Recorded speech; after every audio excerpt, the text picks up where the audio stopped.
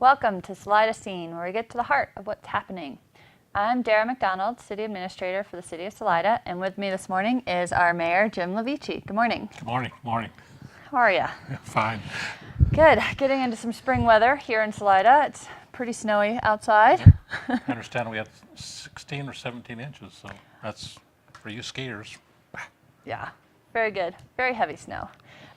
So this morning, I know Council had a retreat a couple of weeks ago where you were talking about your priorities for 2016 and trying to come up with the list of initiatives that the Council is most interested in tackling in the coming year. Could you tell us a little bit about that list? Yes, we had a meeting at the steam plant, and like Dara said, it was a retreat, and public was invited, and we kind of took a survey of what we thought were the priorities. Based from the constituents and based from our personal knowledge and so forth. But tied for first when we did a couple of polling is developing a 10-year capital improvement plan. And also the second one, or tied, is the ballot language for the November and addressing the tax allocation. Third was housing. And we talk a lot about housing, and there's a lot of things going on that need to be addressed with that. Fourth is the goals and mission of the NRCDC board and its relation with the Vanderveer property. So we'll be looking at that. Number 5 is the increased productivity of the council, and we're definitely trying to be as productive as possible. Number 6 is increased communication with the public. And again, we really encourage people to come to these towns. We're going to be having a town hall on March 24th. At the steam plant, considering these priorities, so keep that date in mind. Number 7 is identify the nature and kind of growth desired by the residents. A lot of different diverse people here and people different ideas, so we want your input on that. Review the health insurance premiums increase and consider a mid-year rate raise for the employees. Number 9 is short-term vacation rentals. We have a lot of those in Salida, and we want to make sure we're, one, getting the revenues, and two, that they're being out there and we're doing everything correctly with that. Number 10 is consider marijuana tax ballot issue for the November 16th election. Number 11 is downtown patio policy. A lot of people want to put patios out in front of their businesses, and it's positive, and some people don't like the idea, so definitely want your input on that. Number 12 is review city policies, and that's a big spectrum there, but we need to zero on what people feel we need to address. Number 13 is parking. We have a lot of people that come in the summertime, and sometimes it's very difficult to get parking. And the number 14 is the construction of the outdoor soaking pools.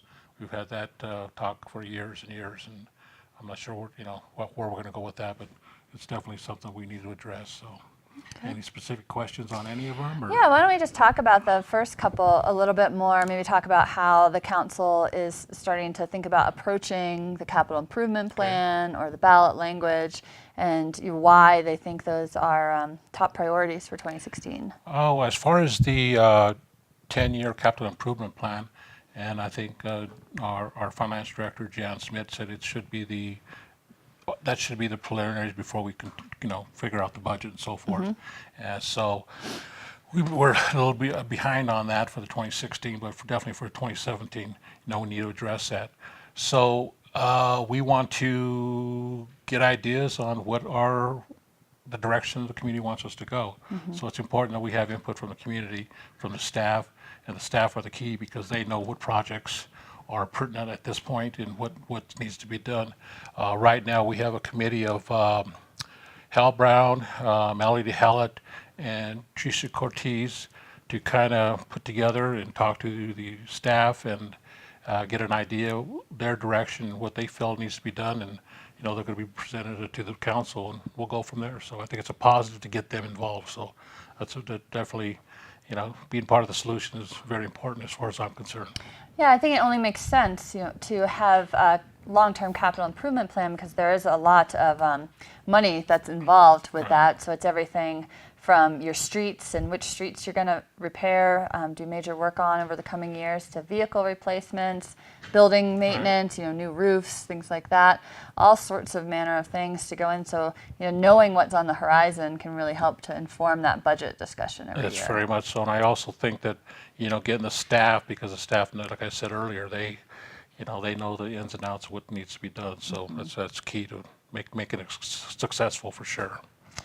And then the second top priority, tied for first there, is the sales tax allocation. Correct. Can you talk a little bit more about where we're at with that in terms of how our sales tax is allocated, or how the council is going to approach that conversation, I guess?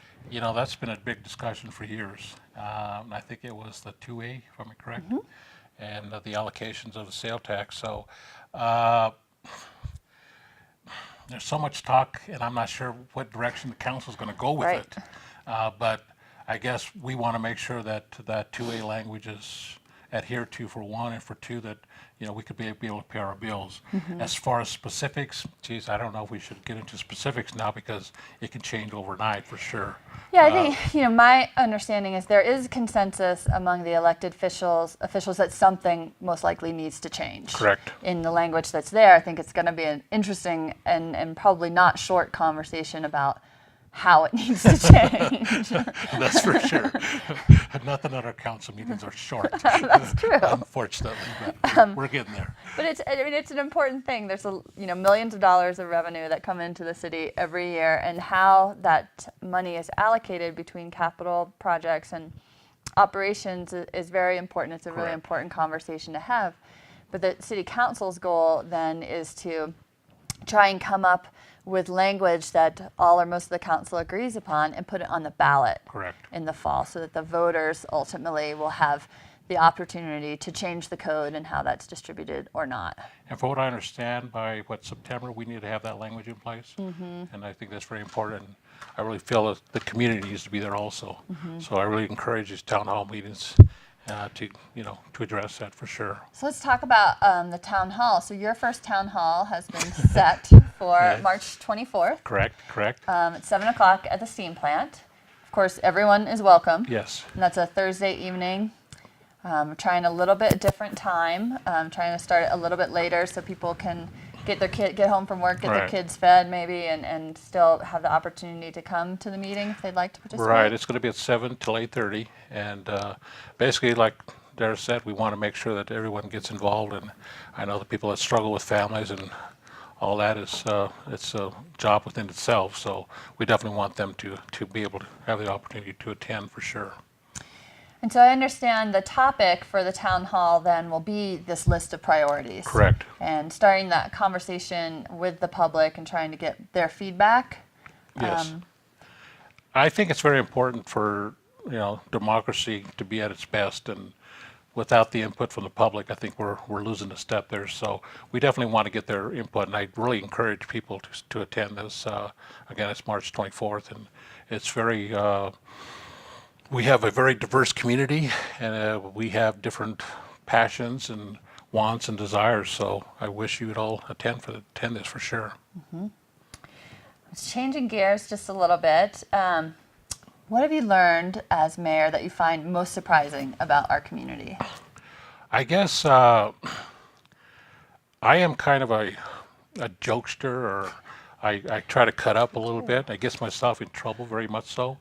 I mean, I've said stuff like, I'm leaving from one meeting, going to the next meeting, and I'll say something like, I got to go lie to this other group. And my wife will find out about that via her yoga, and they'll say, Jim, why are you saying that?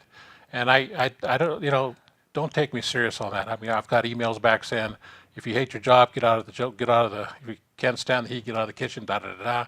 Or I'll say stuff like, one time we had a motion on the table, and we had an amendment after amendment after amendment, and I said something like, gosh, it makes my hair hurt. And, same comments. So I guess I just want people to realize that sometimes we take ourselves and life too seriously, and I am not one that takes myself real seriously, but on the same token, we want to get the city's business done, and do it as productive as possible. So I am trying to refrain from being funny or, speaking from the cuff. So I'm working on that. Well, don't suppress too much of it. It's pretty entertaining. And then real quick, what's the best thing about being mayor of Salida? I guess you'd be surprised how many people watch us on the television and also on YouTube. And people come up to me all the time and say, "Hey, nice job," or "Not so nice job," but I guess it's deceiving how many people really watch, and that's encouraging to me because it gives us people are watching, and to me that's what our democracy is all about. Well, that's great. Well, thank you for joining me. Oh, sure, anytime. Okay. We'll be right back.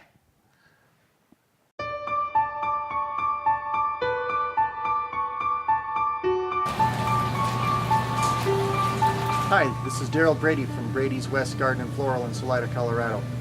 I'm here to share my story of my family with you.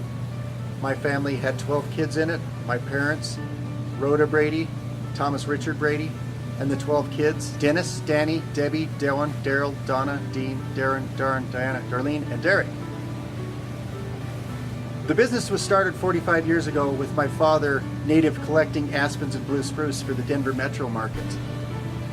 We were babysat by my father. His technique of babysitting then was to dig a hole, line it with burlap, give us a bottle, change our diaper, and come back and check on us in 20 minutes. So that being the daycare, he would go out, dig trees, load them onto the vehicle, come back and check us, make sure we had food, clothing, shelter, go back to work. So that's how it started 45 years ago. Now the business is ran by 3 of my brothers, Delwyn, Dean, Darren, and myself, Daryl. We have 3 locations. There's a location in Canyon City that is retail, Brady's Garden and Patio Center. The nursery in Canyon is a wholesale nursery, Brady's Evergreen Nursery, and the Salida location, Brady's West Garden and Floral. I invite you to be part of our family. Come spend some time with us. Join our family. I like to treat my customers as family. I like to be treated as part of their family. We offer high quality annuals, perennials, trees, shrubs, fertilizers, hot tubs, floral design, patio furniture, pottery, outdoor fireplaces, outdoor kitchens. We're your outdoor store. All of our herbs and vegetables are grown natural and organic. We have a very large line of natural and organic products for you. Our passion is growing. Come in and visit us. See for yourself what there is at Brady's West. Also visit us in our Canyon City location, 7121 County Road 107 in Salida, 1121 South 9th in Canyon City. Visit Dean in Canyon City. Visit Daryl in Salida. Visit our family in all of our locations. I would like to extend my thanks to you, this community, the people in this community. Thank you for being my customer. Thank you for supporting us in our dreams.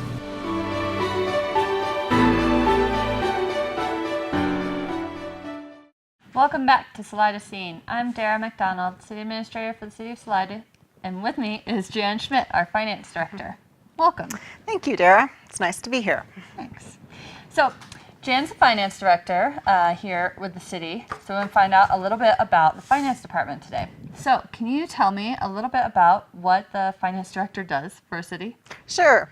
So the role of a finance director varies a lot depending on the services that are provided by a particular municipality.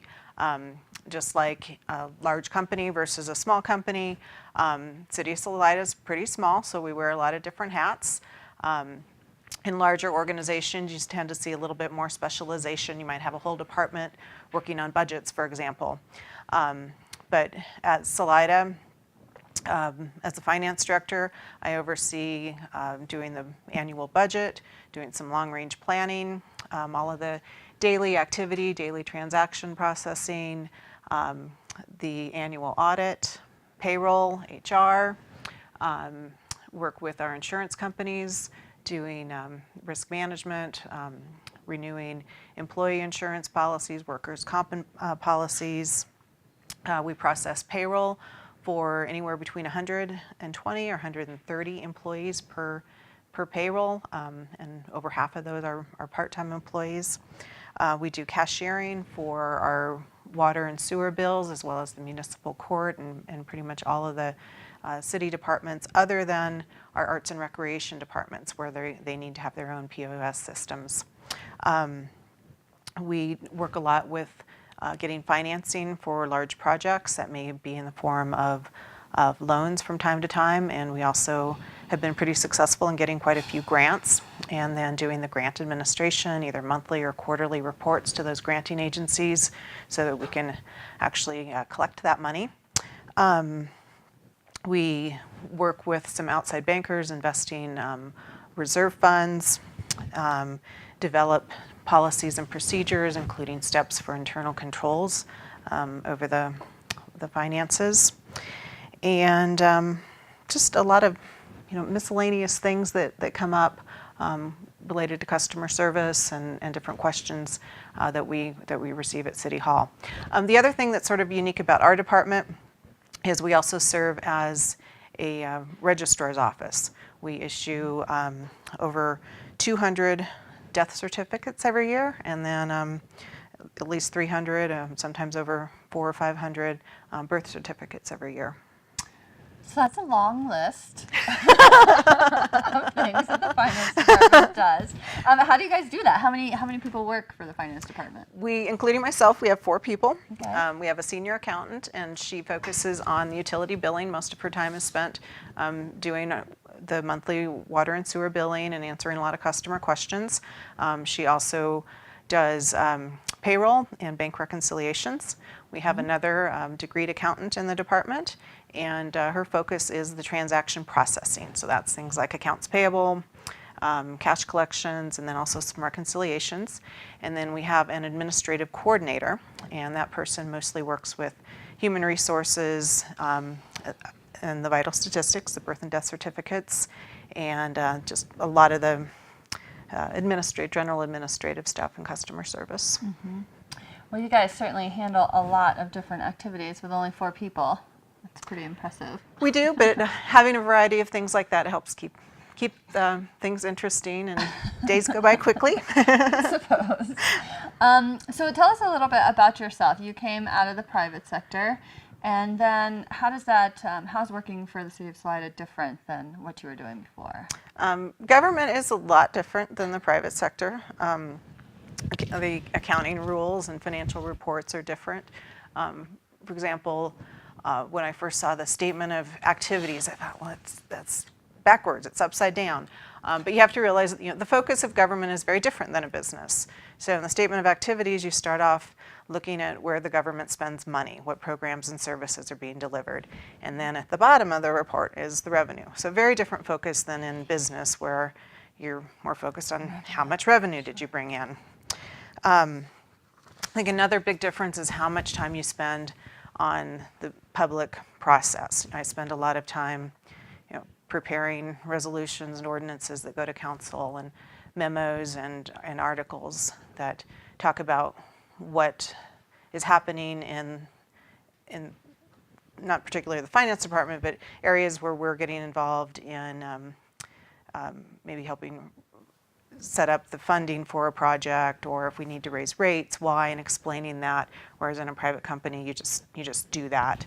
So you have to be very conscious of the fact that you're spending taxpayer money. It needs to reflect the priorities of the community, and people need to understand the choices that are being made and the reasons for those choices. What do you think is the most important thing that you do in your job as the finance director? I think making sure we have the available funds for the projects or the services that are most important. Like in particular, the water and wastewater systems are very expensive. They're very complex systems that are necessary to make sure we're providing safe drinking water to the community, and on the other end of things, that we're treating the wastewater in a way that is very safe, and when it gets deposited into the Arkansas River, it's safe. So that often takes years of planning, a lot of hours in applying for grants or loans when necessary. And then also just the day-to-day services that are important to the community. So I guess in general, the budget process, but also the long-range planning and communicating the choices and the trade-offs. If you spend more money one place, there's going to be less to spend somewhere else. So what's most important? I started using an analogy of, it's like a big family, and different people have different interests. Some people, streets are most important. Other people, recreation's more important. So you're not going to make everybody happy, but there should be enough money to go around to provide the most important things. There should be. It seems like Salida's come into its own a little bit in the past few years in terms of more consistent revenue and increasing revenue. So that probably helps your job a little bit in making sure that there's adequate funding available, at least on the general fund side of things. It should. It's been a little bit challenging. You're absolutely right. We've seen some really positive sales tax trends, but then we've had greater restrictions on those. So I think there's a tendency that people like to have that money spent on, hard assets, capital assets. We want more money spent on streets, but realizing that if more money is spent there, something else has to be scaled back. So while there's more money in total, there's less actually available. Yeah, I always for think operations. of it. We keep building new things, but we then sort of don't always pay attention to the fact that we subsequently have to maintain and operate those things. Yes. So always, you're right. It's like getting grants. You can almost always get grant money to build something new, but you can never find any grant money for operations. Correct. So it's always a Right. challenge. And you need people to apply for those grants, and then once you are awarded the grant, to produce the monthly or quarterly reports and satisfy the granting agency that you're spending that money for what was approved, and that they'll actually reimburse you with those costs. And that takes a lot of time, especially some of the federal grants. What do you like most about your job? I think the aspect of my job that is the best is working with great people. I work with a lot of people who just really care about this community and want to keep it a very special and unique place.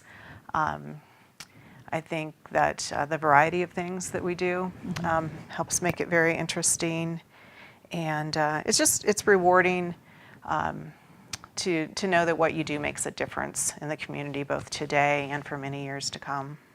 Good. Last question, then. What are some of the things that you want to highlight for the audience today? Well, I think at the city have worked really hard to create a culture that embraces change. We're faced with changes from outside agencies and changes in our governing body every few years, and we want to continue to be able to adapt and embrace new technologies and just operate as efficiently as we can, using the tools that we have available to us. And one way that our community members can help us be more efficient is taking advantage of some of the changes that we've implemented with new technology. One being paperless bills for your water and sewer bill.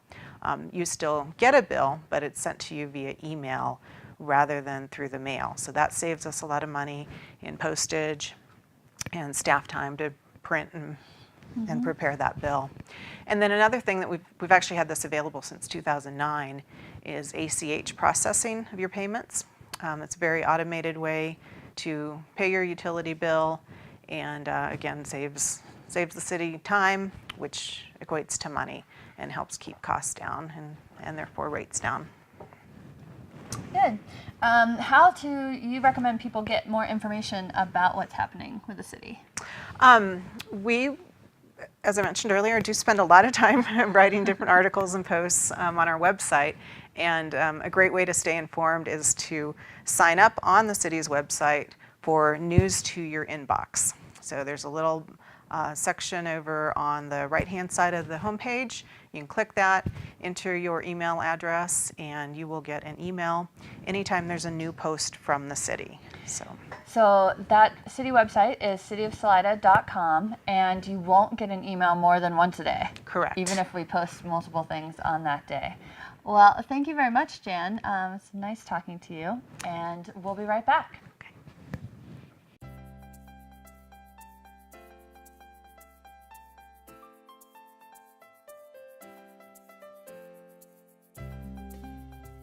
I moved here over 30 years ago, and I had two friends that had just moved here, and I came down to see them and would go hiking and skiing and mountain biking and fly fishing, and I gradually just sort of fell in love with the area. Love the artists in the valley. It's a great community. It's very creative, a lot of talent. We have 5 or 6 nationally recognized metalsmiths in a town of 5,000 people. Pretty amazing. And it's just fun to be part of a community like this that's vibrant and creative and has a good time doing what they do. Hi, I'm Jerry Scavizzi. I own Gallery 150 in Salida, Colorado. I'm located at 150 West 1st Street, downtown Salida. We are a fine art and a contemporary craft gallery. We're probably best known for our handmade jewelry. I'd like to introduce you to one of the people in my life that make me look really good. This is Toni Tischer. She's the gallery manager and fellow goldsmith in Scavizzi Goldsmith.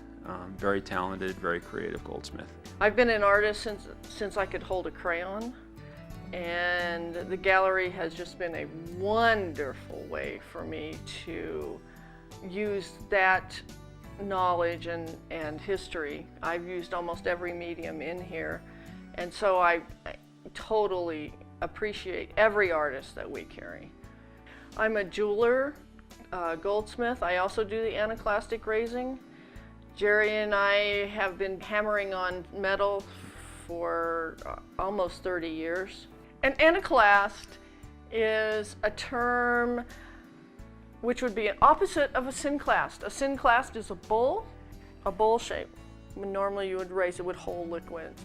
An anticlast is a Pringle potato chip. It's a saddle shape. Both axes go the same direction. You have down and up. So you're stretching the metal in 2 ways. So it makes a very strong, very structural shape. You can use lightweight materials and they're very, very strong and very flexible. Oh, gold is just sexy. It does anything you want it to do. You know, it's malleable, it's soft, it's gorgeous when it's polished, and it's a joy to work with. The thing that's great is she and I both do the same process, but we have very different looks. Our jewelry she has a very different feel than I do, even though it's the same process. It's 2 different visions of the same process, which is kind of fun. We have drawers full of jewelry from $10 to $100. So fine art doesn't have to be expensive. Right now there's a real movement toward things made in the US, and everything in the gallery is done in the US. Everything is done by hand. There's no buy-sell. Everything is changed or manipulated. People buy lumps of clay and make sculpture out of it. So if you get to Salida, drop by the gallery, say hi. You know, it's one thing to see it on the web. It's something else to put it on and see what it looks like on you. And a lot of our pieces, you don't know if you're going to like it until you see it in person. It's one thing to buy 32 Levi's from Amazon or CDs. Art, handmade things, they're so personal, and you've almost got to touch them and put them on and see how they look in your hair and with your blouse. If you can't come to Salida, you can find us on the web at gallery150.com. We're also on Facebook. Just search for Gallery 150.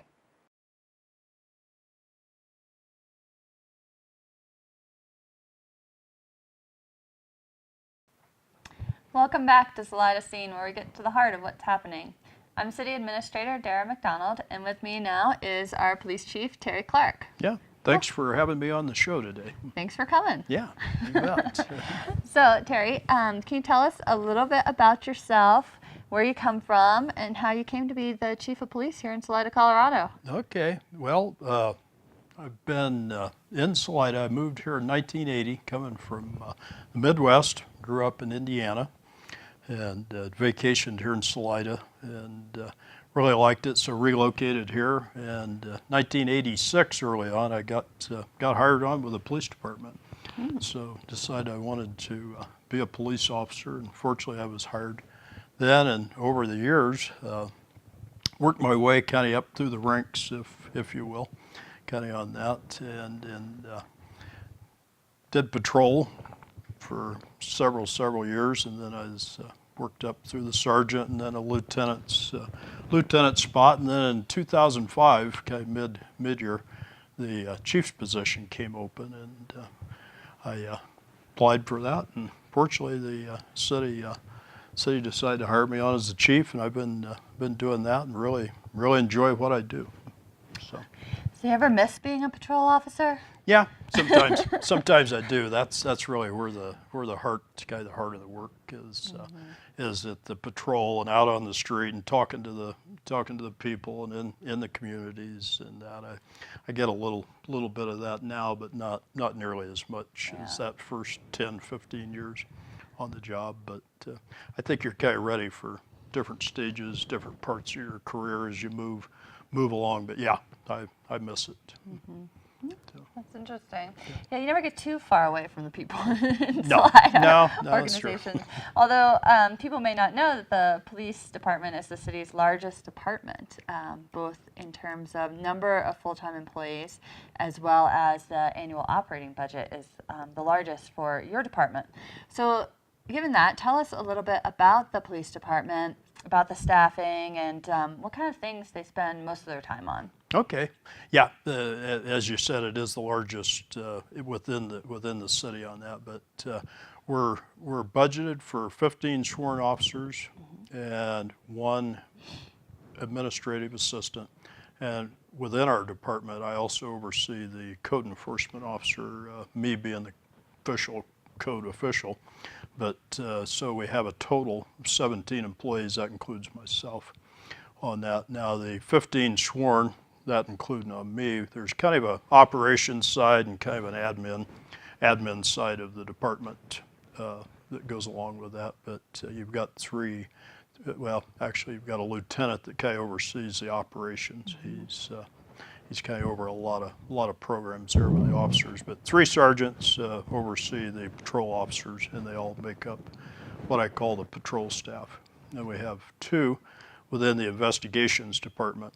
So that's kind of on what I call the admin side of that. But basically, they all work really close together. But our patrol staff, they handle just about any call for service that comes in, which you would be surprised at some of the types of calls you get. But you know, anything from thefts to burglaries, domestic violence, and when they're not doing that, then try to do some proactive community work, such as patrol and traffic work. And you know, we work a lot of different school events, school programs, things we can get involved in. One really nice thing about being a smaller community, we can stay involved in those proactive programs.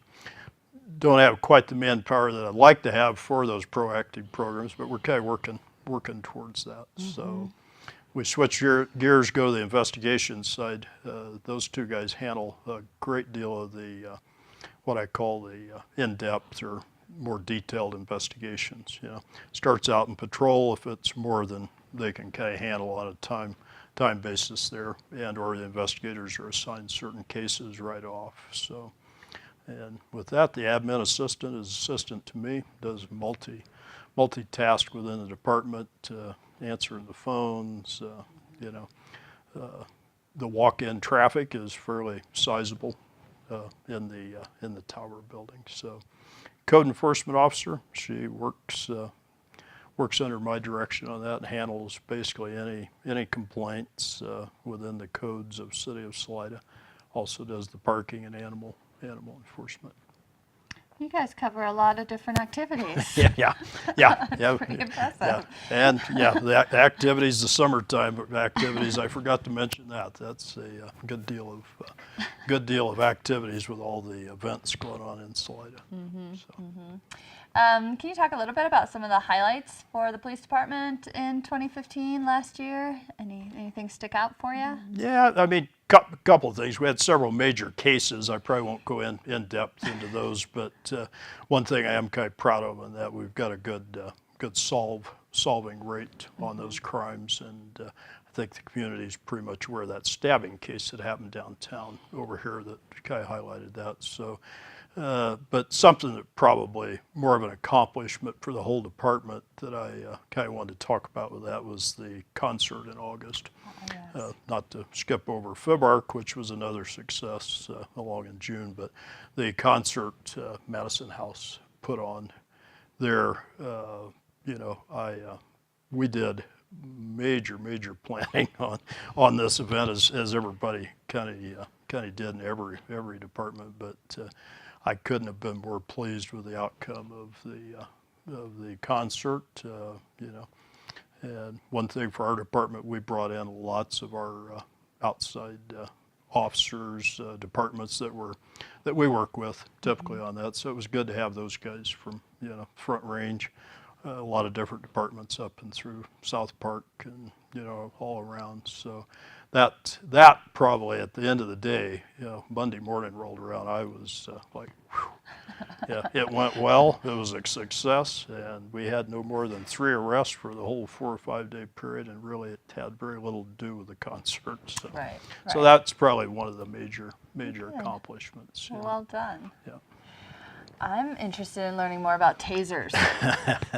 Yeah, the tasers. I'll kind of walk into that. I know that was one I kind of wanted to talk about.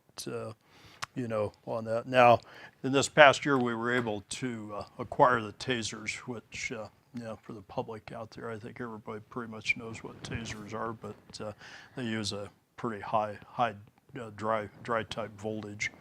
And in the police business, it's a less lethal method of handling people as opposed to, shooting, with a firearm on that. So I felt it was important. We had not had the tasers when everybody around us really have been using tasers for a long time. So I think with the climate that we're living in these days with that, if you don't have that less lethal tool to use, in there, it was important for us to do. So fortunately, through the council granting us the use of that firearm sale money, which we were able to sell some excess firearms surplus on that and use the money for tasers. So, yeah.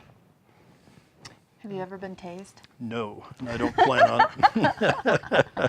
That's, yeah.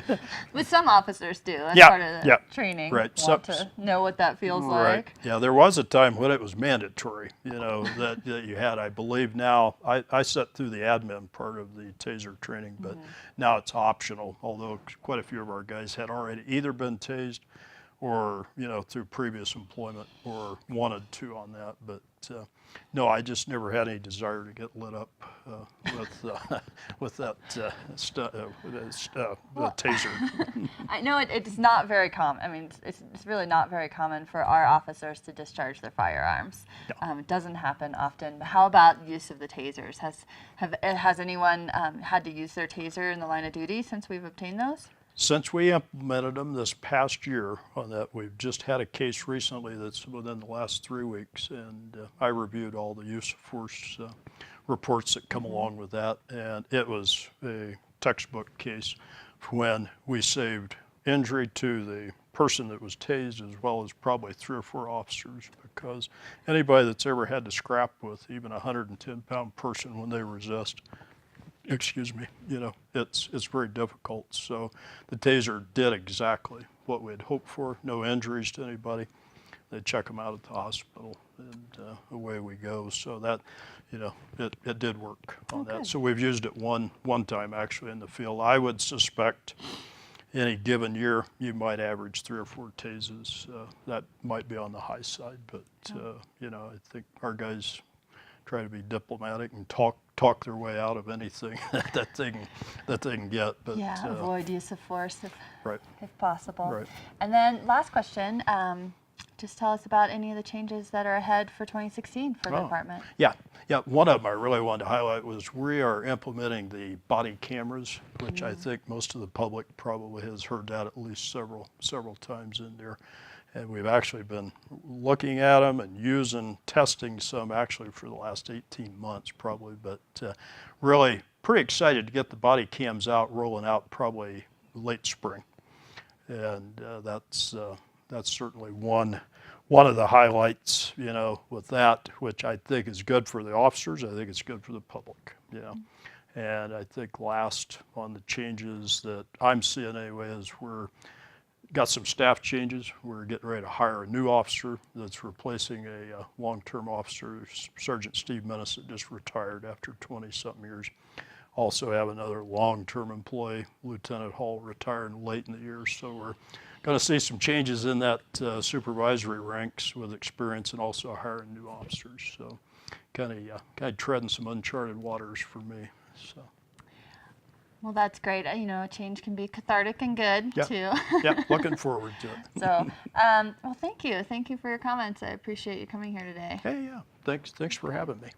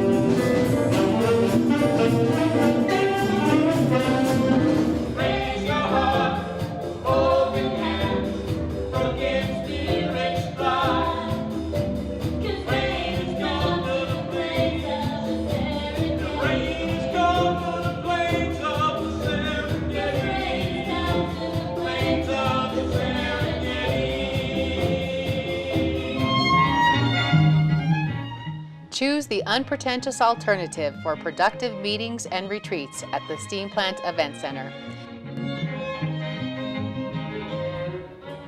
Centrally located in Salida, Colorado, with convenient access from all over the state, the Steam Plant Event Center can comfortably accommodate groups of well over 100 guests, with separate meeting spaces available, including a ballroom, the Riverside Annex, and a 220-seat theater. Hosting your next meeting at the Steam Plant will result in a high attendance rate because of its central Colorado location, and participants will enjoy Salida's relaxed, small-town atmosphere. The Steam Plant has a variety of multi-purpose spaces capable of handling most meeting requirements.